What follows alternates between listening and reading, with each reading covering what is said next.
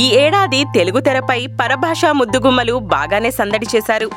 కేవలం skin show చేయడమే కాకుండా యాక్టింగ్ పరంగానూ ఆకర్షించి ఆకట్టుకున్నారు. ముందుగా మన మెగా వారసురాలు నిహారిక కొణిదెల గురించి చెప్పుకోవాలి. బుల్లితెరపై తన టాలెంట్ చూపించి వెండితెర వైపు ఒక మనసు మూవీతో వచ్చి అందం, అభినయంతో ఆకట్టుకుంది. కీర్తి సురేష్ నేను శైలజాతో సూపర్ హిట్ కొట్టి ఏకంగా పవర్ స్టార్ పక్కన ఛాన్స్ కొట్టేసింది. మలయాళీ ముద్దుగుమ్మ అనుపమ పరమేశ్వరన్ తెలుగు ప్రేమంలోనూ అలరించి మరిన్ని ఆఫర్స్ అందిపుచ్చుకుంది. కృష్ణగాడి వీర ప్రేమగాథలో మోహ్రిన్, కృష్ణాష్టమిలో నిక్కీ గల్రాని, జెంటిల్మెన్లో నివేదా థామస్ ఆడియన్స్ ని అలరించారు. అను ఇమాన్యుయల్ మజ్నూతో ఎంట్రీ ఇచ్చి గోపీచంద్తో ఆక్సిజన్, రాజ్ తరుణ్తో మరో మూవీ చేస్తుంది. చైల్డ్ ఆర్టిస్ట్ రియా శర్మ నిర్మలా కాన్వెంట్తో హీరోయిన్గా మారింది.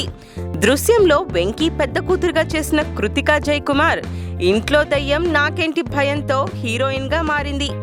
తిక్కతో లారిసా బొనేసి, సాహసం శ్వాసగా సాగిపోతో మంజిమా మోహన్, నరుడా డో నరుడాతో పల్లవి సుభాష్, చుట్టాల అబ్బాయితో నమ్రితా ప్రమోద్, ఎక్కడికి పోతావు చిన్నవాడతో నందితా శ్వేత, ఆటాడుకుందాం రాతో సోనం, ఇజంతో అదితి ఆర్య లాంటి భామలు ఫస్ట్ మూవీతోనే బెస్ట్ ఇంప్రెషన్ కొట్టేశారు.